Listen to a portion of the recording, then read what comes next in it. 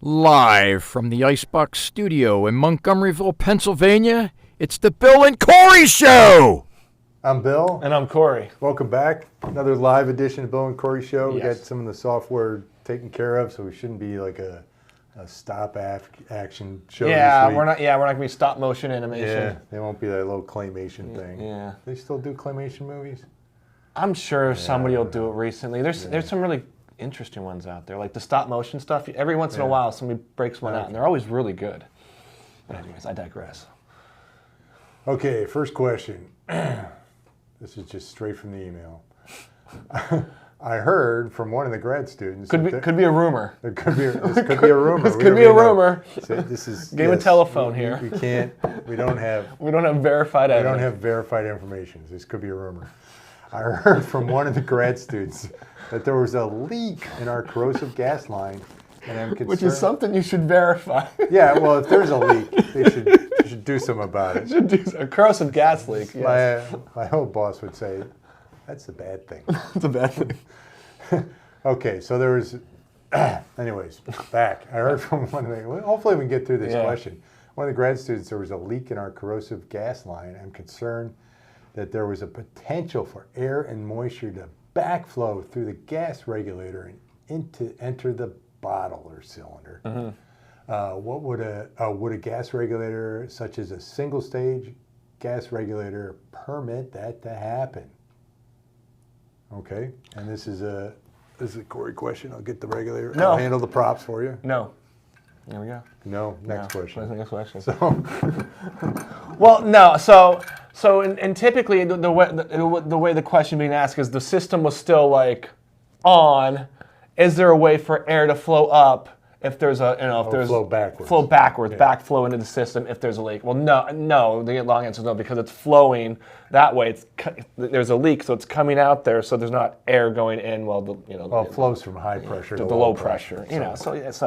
So, however, though, you could have a problem. So, say there is a leak you don't know about. You shut down your system, and you let your system somehow goes to ambient pressure. Ambient pressure. Yeah, ambient pressure. I don't know if I was using that word right for some reason, but ambient pressure, you could get air that would go into the line up to typically the valve if you have it shut off, or the regulator, but you should not use the regulator. Right, if it's totally empty. Yeah, but it's totally empty. It's not making it through. It's not making it through all that stuff, even if it's totally. Yeah, you need some pressure to push it through. But backwards pressure to push it through. And typically it's not going to go into a cylinder because, it's not going to do that.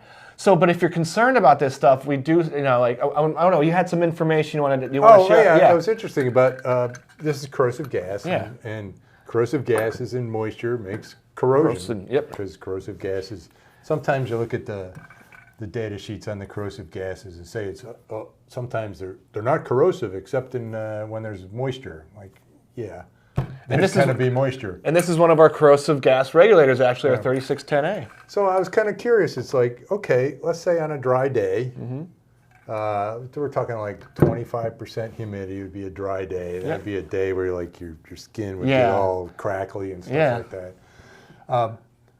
The moisture content in the air, according to the chart I was looking at, is 6,000 parts per million. Which is a lot for a gas that you don't want to have moisture in it. Yeah. If you had a gas cylinder, a typical gas cylinder, corrosive gas cylinder, would have like single digits to maybe low double digits ppm. So 6,000. Can you imagine we have a very dry cylinder here, only 6,000 ppm of moisture.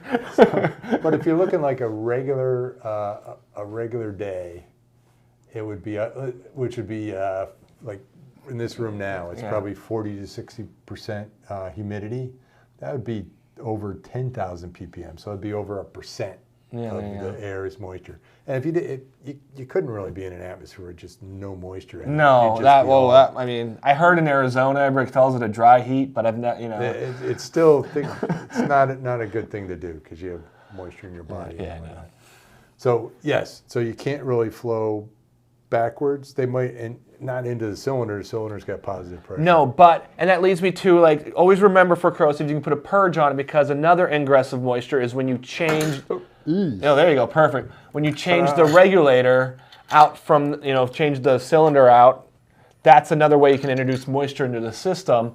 And so we would recommend a cross purge to purge out all the moisture before. So what's nice about this is it helps keep the atmospheric moisture out, which is a lot. Yeah. So you'd have your inert gas, typically nitrogen, come in here. It's a check valve to prevent backflow because you don't want to get chocolate in your peanut butter. You don't want to get the corrosive gas flowing back into your nitrogen line. Chocolate in your peanut butter actually sounds That's good. an old one. Is that you do want to get chocolate in your peanut butter? You got chocolate in my peanut butter. No, you got peanut butter in my. Oh, that old commercial. Oh yeah. Reese's Pieces or something. I don't know. I know. So, anyways, so nitrogen comes in here. You got a vent valve down here to vent it out, and you could isolate the regulator so you don't have to purge too much. And then you could, when you're changing out cylinders, this would be closed. You could have a slight purge, a nitrogen coming out through the CGA fitting, so moist air won't accidentally just kind of flow in there. So you get positive pressure. So yes, but no, you're not going to get unless your cylinder's under vacuum. You're not going to get moisture backing into your cylinder. No.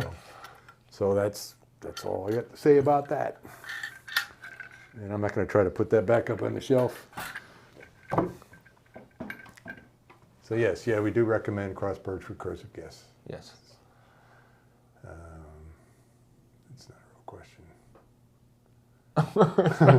Sorry. I'm trying to read it real quick. Yeah, sorry. Yes, we do have a teleprompter because I can't memorize all these questions. And that was, okay. Hello. I like this. A lot of hellos. I am looking for a replacement for an old CO2 bank regulator. I don't know why the bank needs a CO2 tank. No, it's just for their soda machine.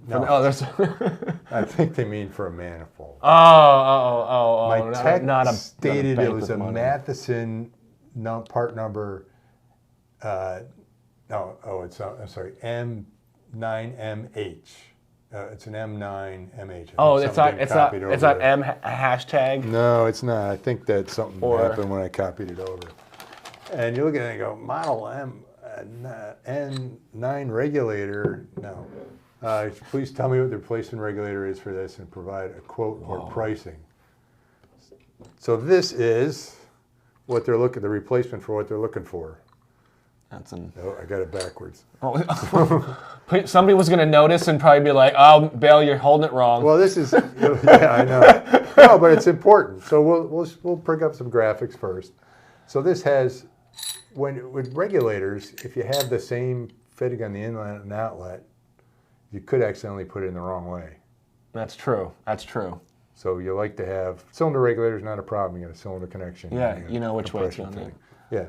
So here they've got a inlet fitting. This is a CJ 555.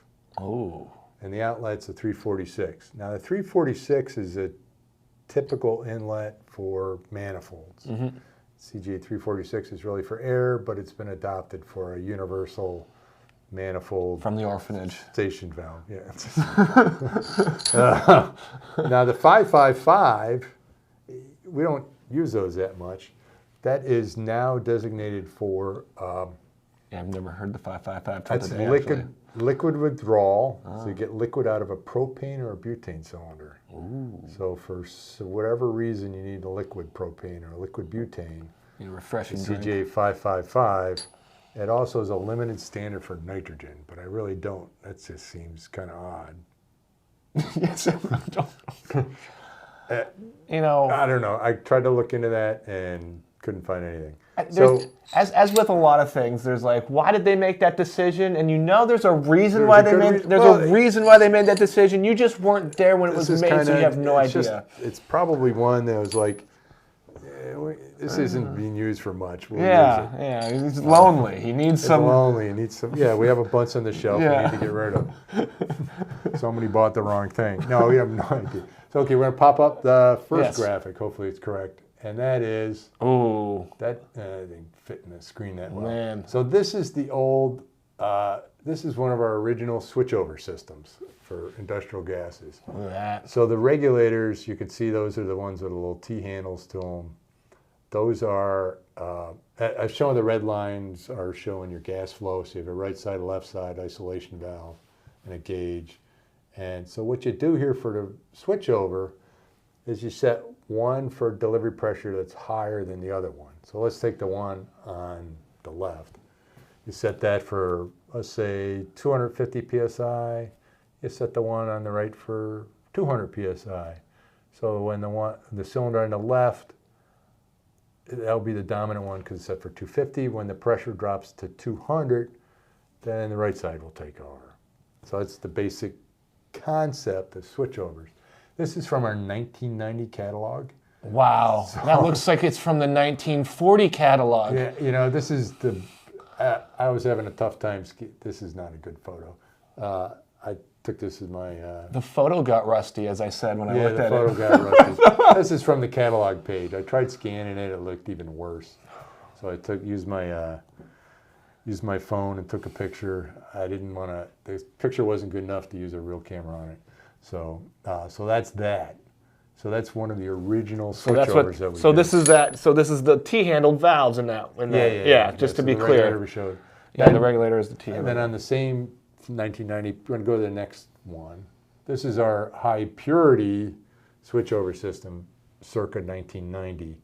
So you see regulators on the right and the left. Just one's right-handed and one's the left-handed, but same idea that you would set the pressures and change the pressures for the switchover. So about that time frame, we'll go to the next. Ta-da! This is we patented the automatic switchover valve, and I forgot to bring one here, but you've seen them. So Yeah.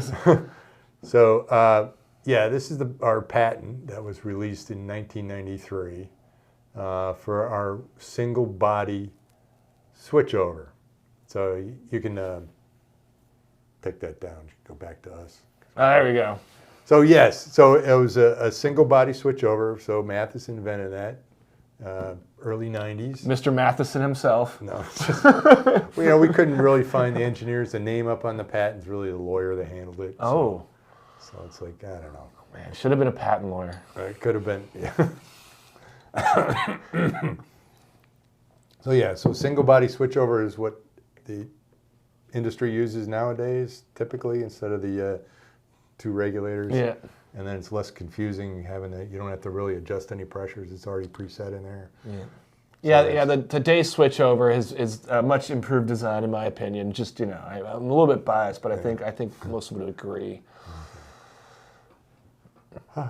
Okay, so that's enough of that question. And that might be enough of the questions too. Yeah, Or is there a quick one? this is kind of a quick one. Someone was looking for a manual we're talking about switchovers. There you go. Perfect. Perfect manual segue. high pressure switchover. You want to pop up the last graphic. Which is not a graphic. Look at that. See? You got to have that's a So manual. this is one. Now this is for a customer who wanted a high delivery pressure. This is the 3040 regulator up to 2500, and the cylinder, mind you, is going up to 24, 26, 40 psi. So what this does is you would manually switch over. So that's at the selector valve on the bottom. Yep. Both those important things are in the green boxes. Everything else is Green important. green boxes is Green very boxes is this very time. important. I got a lot of heat for using red all the time, or blue. No, I say we're green going pops green. more than blue. If you're going to go for a popping color that Go isn't with the red, Green. Okay. green is a My better color color. consultant here. so So that's just a manual switch over. It's a three-way valve, so you can switch back and forth. And then for this application, we did a CJ bushing, and then you could put whatever regulator you want in there. You change your mind, like, yeah, I'd really like to have 15 psi delivery. You pop that off. You pop another one in there. turn the There you cylinders go. off first. Turn the cylinders off. Turn first, it, yeah, shut it down first, and then pop it off. Okay, then you can go back to the camera. Oh. So yeah, so this is kind of like the switchover. Yeah, I guess the switchover program. For most of the questions. So that's all the questions we have for this week. Now, tuning in next week, which will be our Thanksgiving edition. Hopefully we'll have some Turkey. kind of costumes in there. We're gonna Turkey and stuffing. I'm going to eat the entire time. Oh boy, that sounds like a good idea. So tune in again next week for another live edition of the Bill and Corey Show. Set your VCRs.